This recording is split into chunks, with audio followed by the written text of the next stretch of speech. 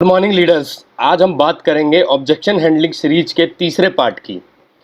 अगर पिछले दोनों पार्ट आपने अब तक नहीं देखे हैं तो उनका लिंक आपको डिस्क्रिप्शन बॉक्स में मिल जाएगा, तो आप पहले वो पार्ट देखिए, वो बहुत ज़्यादा इंपॉर्टेंट है आपके लिए। तो चलिए आज हम बात करते हैं कुछ ऐसी ऑब्जेक्शंस की जो रेगुलर बेसिस पे आपको फेस करनी पड़ती है जब आप मार्केट में जाके लोगों से मिलते हैं। बहाना नंबर 10। जब आप मार्केट में जाके लोगों से मिलते हैं और उनको प्लान दिखाते हैं तो बहुत सारे लोग आपको ऐसे मिलते होंगे जो आपको ये बोलते होंगे कि आपके प्रोडक्ट्स का रेट बहुत ज़्यादा है, मुझे तो कोई 30% का डिस्काउंट दे रहा है इन्हीं प्रोडक्ट पे। या फिर कुछ लोग ऐसे मिलते होंगे जो आपको बोलेंगे कि ऑनलाइन आपके प्रोडक्ट जो है बहुत ज़्यादा सस्ते मिल रहे हैं। तो यहाँ पर आपको फिर से उसी टेक्निक का इस्तेमाल करना है जो मैंने आपको पहले बताई थी, फील फेल्ट फाउंड। आपको बोलना है कि सर आप बिल्कुल सही कह रहे हैं, पहले मुझे भी ऐसा ही लगा था, लेकिन अगर सर आप बुरा ना माने तो मैं आपसे एक सवाल पूछूं। सर पेप्सी की आधा लीटर की बोतल कितने रुपए की आती है? सर 35 रुपए की, राइट। लेकिन सर अगर कोई आपको 15 रुपए की दे तो क्या आप लोगे? नहीं ना। क्यों? क्योंकि सर जो प्रोडक्ट हमें जितने का मिल रहा है अगर कोई उससे कम का दे रहा है तो इसका मतलब कोई ना कोई गड़बड़ है। क्या आप अपने परिवार की सेहत के साथ खिलवाड़ करना पसंद करोगे सर? नहीं ना। सर इससे अच्छा तो यह है कि हम आपका डिस्काउंट कार्ड बनवा देते हैं, आपको डिस्काउंट भी मिलेगा, प्रोडक्ट्स भी आपको अच्छे मिलेंगे, बेटर क्वालिटी के मिलेंगे, और साथ में आपको पक्का बिल भी मिलेगा। और सर सोचिए अगर गलती से फ्यूचर में कोई अच्छा लीडर आपके नीचे आ गया और आपका बिजनेस चल पड़ा, तो सर यहाँ से आप एक अच्छी इनकम भी कर पाएंगे, विदेश यात्रा आपको करने का मौका मिलेगा, साथ में कोई ना कोई वह बड़ी गाड़ी भी आप यहाँ से ले सकते हैं, तो आपके बहुत सारे सपने यहाँ से पूरे हो सकते हैं। तो सर कोई नुकसान नहीं है, आप यहाँ पे रजिस्ट्रेशन करा लीजिए अपना, और प्रोडक्ट्स आप यहाँ से लेते रहिए। कंपनी आपको वैसे ही 25 से 30% का डिस्काउंट ऑफर कर देगी जब आप यहाँ से रेगुलर प्रोडक्ट लेंगे। चलिए इसके बाद चलते हैं अगली ऑब्जेक्शन पे, जिसको मैं बोलता हूँ बहाना नंबर 11। जब आप लोगों के साथ बैठेंगे, मिलेंगे, बात करेंगे उनसे और उनको प्लान दिखाएंगे तो बहुत सारे लोग ये ऑब्जेक्शन देते हैं कि मेरे पास तो कॉन्टैक्ट्स ही नहीं है, मैं किसको ज्वाइन करवाऊंगा, मैं तो लोगों को जानता ही नहीं हूँ। फिर से आपको उसी टेक्निक का इस्तेमाल करना है, फील फेल्ट फाउंड। सर आप बिल्कुल सही कह रहे हैं, पहले मुझे भी ऐसा ही लगता था कि मेरे पास तो लोग ही नहीं है, मैं किनको ज्वाइन करवाऊंगा। लेकिन सर अगर आप बुरा ना माने तो क्या मैं आपसे एक सवाल पूछ सकता हूँ? सर जब आपकी शादी हुई थी तो शादी के अंदर कितने मेहमान आए थे? 300 से 400। सर ये जो 300-400 लोग हैं, क्या ये आपके जानने वाले थे या आपने इनको पेपर में ऐड देके बुलवाया था? आपके सब जानने वाले ही थे। तो सर हम इन सभी लोगों को प्लान दिखा सकते हैं। इसके अलावा सर आपके फोन में कितने कॉन्टैक्ट हैं? करीब 250-300 कॉन्टैक्ट होंगे। ये सारे के सारे आपके कॉन्टैक्ट हैं सर, हम इन सबको बिजनेस प्लान दिखा सकते हैं, अपने साथ ज्वाइन करवा सकते हैं और अपने साथ काम कर सकते हैं। हाँ, ये बात जरूर है कि अभी आपको ये नहीं पता कि काम को शुरू कैसे करना है। सर हमारी एक ट्रेनिंग होती है जहां हम आपको बताएंगे कि आपको अपने कॉन्टैक्ट्स की लिस्ट कैसे बनानी है पेन और पेपर के ऊपर, और साथ में हम आपको ये भी सिखाएंगे कि आप उनको बिजनेस प्रेजेंटेशन दिखाने के लिए कैसे इनवाइट करेंगे। चलिए आगे चलते हैं अगली ऑब्जेक्शन पर, बहाना नंबर 12।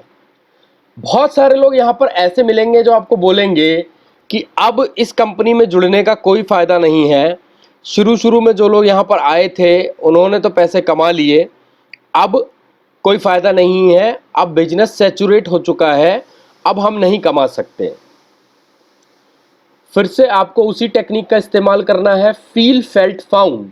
सर आप बिल्कुल सही कह रहे हैं, शुरू शुरू में मुझे भी ऐसा ही लगा था कि शुरू शुरू के लोग कमाते हैं, अब इस कंपनी में ज्वाइन होने का कोई फायदा नहीं है, अब बिजनेस सैचुरेट हो चुका है। लेकिन सर अगर आप बुरा ना माने तो क्या मैं आपसे एक सवाल पूछ सकता हूं? सर आपने 10th किस स्कूल से पास किया था? सर अब तो वो स्कूल फिर बंद हो जाना चाहिए, क्योंकि सभी लोग आपके इलाके के जितने भी लोग हैं सब पास हो चुके होंगे वहां से। पर क्या वो स्कूल चल रहा है अभी भी? यस, वो स्कूल चल रहा है। क्यों? सर क्योंकि और स्टूडेंट आ चुके हैं। सर हर साल बहुत सारे बच्चे पैदा हो रहे हैं, उनमें से कुछ आपके स्कूल में एडमिशन ले रहे हैं, इसीलिए आपका स्कूल चल रहा है और आगे भी चलता ही रहेगा। सर इसी तरीके से आप सोचिए, हर साल कितने बच्चे 18 साल के हो रहे हैं, उनमें से कुछ हमारी कंपनी में ज्वाइन हो रहे हैं। सर इसीलिए हमारी कंपनी भी हमेशा चलती रहेगी और ये आगे भी ग्रो करती रहेगी। सर एक और मैं आपसे सवाल पूछना चाहूँगा, अगर आप बुरा ना माने तो। सर आपके घर में कलर टीवी और रेफ्रिजरेटर है? यस, बिल्कुल होगा। सर आप ये सोचिए कि आज की डेट में हर घर के अंदर रेफ्रिजरेटर और टेलीविज़न है। फिर सोचिए सर, आपकी इतनी सारी जो ये कंपनीज़ हैं, ये हर साल इतने सारे प्रोडक्ट क्यों बना रही हैं? अब तो किसी को फ्रिज की और किसी को टेलीविज़न की ज़रूरत नहीं होगी, लगभग सभी घरों में हो चुका है। लेकिन फिर भी ये कंपनियां हर साल लाखों की संख्या में प्रोडक्ट बना रही हैं और लगातार ग्रो भी करती जा रही हैं। सर इसका मतलब कोई भी बिजनेस कभी भी सैचुरेट नहीं होता। जब भी आप करना चाहें, आप किसी भी बिजनेस को शुरू कर सकते हैं, क्योंकि अगर सैचुरेशन आ गया किसी भी चीज़ के अंदर तो सर वो चीज़ बंद हो जानी चाहिए। लेकिन आप देख रहे हैं अभी भी मोबाइल्स नए नए बन रहे हैं, जबकि हर व्यक्ति मोबाइल चला रहा है। अभी भी कंपनियां नई नई टेलीविज़न और नए नए रेफ्रिजरेटर और नए नए एसी लॉन्च कर रही हैं, बना रही हैं, लाखों की संख्या में इनका प्रोडक्शन हो रहा है, फैक्ट्री से हर साल ये निकल रहे हैं।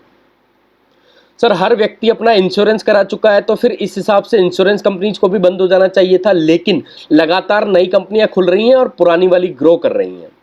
इसका मतलब सर कोई भी बिजनेस कभी भी सैचुरेट नहीं होता। बस ज़रूरत है कि आप इस बिजनेस के अंदर आएँ और मेहनत करें। आपके लिए भी ग्रोथ करने के उतने ही चांसेस हैं जितने 10 साल पहले लोगों के लिए थे। अगली ऑब्जेक्शन पे चलते हैं। बहुत सारे लोग यहाँ पर आपको ऐसे मिलेंगे जो बोलेंगे मेरे पड़ोसी, मेरे रिश्तेदार, मेरे दोस्तों ने भी किया था, लेकिन ये बिजनेस चलता नहीं है, उन्होंने छोड़ दिया था। फिर से आपको ट्रिपल एफ टेक्निक का इस्तेमाल करना है। सर आप बिल्कुल सही कह रहे हैं। पहले मुझे भी ऐसा ही लगता था कि मेरे पड़ोसी, रिश्तेदार और मेरे दोस्त भी इस बिज़नेस को कर चुके हैं, जब उनका नहीं चला तो मेरा कैसे चलेगा। सर मैं आपसे एक सवाल पूछना चाहता हूँ। सर आपके पास कौन सा वाहन है, कार, बाइक या साइकिल? अच्छा आपके पास बाइक है, ठीक है सर। सर आप ये बताइए कि वो बाइक अपने आप चलती है या उसको चलाना पड़ता है? यस, चलाना पड़ता है। सर इसी तरीके से अगर कोई मैरिड व्यक्ति है, किसी की शादी हो चुकी है, तो उसकी मैरिड लाइफ अपने आप चलती है या एडजस्टमेंट करके चलाना पड़ता है? सर आप जिस जॉब में काम कर रहे हैं वो अपने आप चल रही है कि आपको काम करके उसको चलाना पड़ रहा है? सर अपने आप कुछ भी नहीं चलता, चलाना पड़ता है। एक ही क्लास में दो स्टूडेंट्स हैं, एक मेरिट में आता है, दूसरा फेल हो जाता है। जो फेल हो गया है वो कहता है टीचर को पढ़ाना नहीं आता, सवाल आउट ऑफ सिलेबस आए थे, एग्जामिनर ने एक्स्ट्रा शीट नहीं दी, ब्ला ब्ला ब्ला ब्ला ब्ला। लेकिन सर मेरिट वाला छात्र कहता है स्कूल बहुत अच्छा है, टीचर बेस्ट है, सारे क्वेश्चन सिलेबस से आए थे, एग्जामिनर भी अच्छा था। सर जो स्टूडेंट फेल हो गया गलती उसकी थी, ना कि टीचर या स्कूल की। एडमिशन लेने से पास होने की गारंटी नहीं मिलती। सर वैसे ही हमारी कंपनी में ज्वाइन करते ही सक्सेस की गारंटी नहीं मिलती। हाँ, लेकिन यदि आप एक अच्छे स्टूडेंट की तरह सीनियर्स की गाइडेंस में सीख कर सिस्टम को फॉलो करेंगे तो आपको सफलता जरूर मिलेगी। सर दूसरी बात, जिन लोगों की शादी होती है वो भी एक दूसरे के साथ एडजस्ट नहीं हो पाते हैं या एक दूसरे को छोड़ देते हैं, तो इसका मतलब क्या बाकी लोग शादी करना छोड़ दें? सर बहुत सारे स्टूडेंट्स पढ़ाई करना छोड़ देते हैं, तो क्या हम अपने बच्चों को स्कूल में एडमिशन ना दिलवाएं, उनको स्कूल भेजना बंद कर दें? सर लोग दुनिया भी छोड़ के चले जाते हैं एक दिन, तो क्या इस डर से हम लोग बच्चे पैदा करना बंद कर देंगे? सर ऐसे ही कुछ लोग अगर हमारी कंपनी को छोड़ गए तो इससे क्या फर्क पड़ता है सर? सर कंपनी तो चल रही है ना, नए लोग आ रहे हैं, नए लोग भी ग्रो कर रहे हैं, पुराने लोग और ज़्यादा ग्रो कर रहे हैं। तो सर बस ज़रूरत है कि आप इस बिज़नेस के अंदर आएँ, सिस्टम को फॉलो करें, एजुकेशन लें, आपका बिजनेस भी 100% चलेगा। अगली ऑब्जेक्शन पे चलते हैं। बहाना नंबर 14, मेरे जानने वाले ने किया था, पहले मैं उनसे पूछूंगा फिर आपको बताऊंगा कि उनका एक्सपीरियंस कैसा रहा। सर आप बिल्कुल सही कह रहे हैं। पहले मैंने भी यही सोचा था कि मैं भी किसी से पूछ के इस बिज़नेस को करूं, क्योंकि मेरे पड़ोस में भी बहुत सारे लोगों ने ये बिज़नेस किया हुआ था। सर आपको ज़रूर पूछना चाहिए, पूछने में कोई बुराई नहीं है। सर मैं एक एग्जांपल लेता हूं। 3 लोग हैं, ए बी सी। सर ए ने ईंट का एक भट्टा लगाया और सक्सेसफुल हो गया। सर बी ने ईंट का भट्टा लगाया पर उसका चला नहीं। सर सी ने लगाया पर वो बी का पड़ोसी है। अब अगर सी को सफल होना है तो सर उसको किसकी गाइडेंस लेनी चाहिए?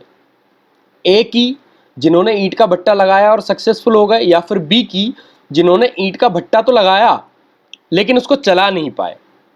सर इसी प्रकार से सही गाइड चुनना बहुत ज़्यादा इंपॉर्टेंट है इस बिज़नेस के अंदर। सर सफल व्यक्ति ही आपको बता सकता है कि आप इस बिज़नेस में कैसे सफल होंगे, लेकिन अगर आपके पड़ोसी ने किया है और वो सफल नहीं है और अगर आप उनसे पूछोगे सर, तो वो आपको क्या बता पाएंगे? ये तो वही बात हो गई सर कि फेल होने वाले आदमी से हम पूछने जा रहे हैं कि पास कैसे हुआ जाए। सर क्या आप अपने बच्चों को उन स्टूडेंट्स के पास भेजेंगे गाइडेंस के लिए जो अपनी एग्ज़ाम में फेल हो गए हैं, या उन स्टूडेंट्स के पास भेजेंगे गाइडेंस के लिए जिन्होंने एग्ज़ाम में टॉप किया है? सर जाहिर सी बात है, जिन्होंने टॉप किया आप उन्हीं के पास भेजेंगे। सर पर इस बिज़नेस में हम उल्टी फिलॉसफी लगा रहे हैं। जिसने ये बिज़नेस किया और फेल हो गया, हम उसके पास सलाह लेने जा रहे हैं। सर आप मेरे साथ कीजिए, मैं इस बिज़नेस को इतने टाइम से कर रहा हूँ, ठीक है, मेरे सीनियर इस बिज़नेस को कर रहे हैं, वो सफल है इस बिज़नेस के अंदर। आप आइए, हम भी आपको सफल होने में आपकी मदद करेंगे, आपको आगे बढ़ाने में आपकी हेल्प करेंगे, और आप और हम मिलकर इस बिज़नेस को बड़ी आसानी से कर सकते हैं। दोस्तों अगर आपको ये वीडियो अच्छी लगी हो तो आप अपना प्यार दीजिए, कमेंट्स में बताइए कि आपको ये वीडियो कैसी लगी, क्या हमें इस टॉपिक के ऊपर आगे और वीडियो बनानी चाहिए। दूसरा, आप इस चैनल को ज़रूर सब्सक्राइब करें, क्योंकि फ्यूचर में आपको इस तरीके की और भी बहुत सारी वीडियोस इस चैनल के ऊपर मिलेंगी जो आपका बिजनेस ग्रो करने में आपकी मदद करेंगी। Thank you so much.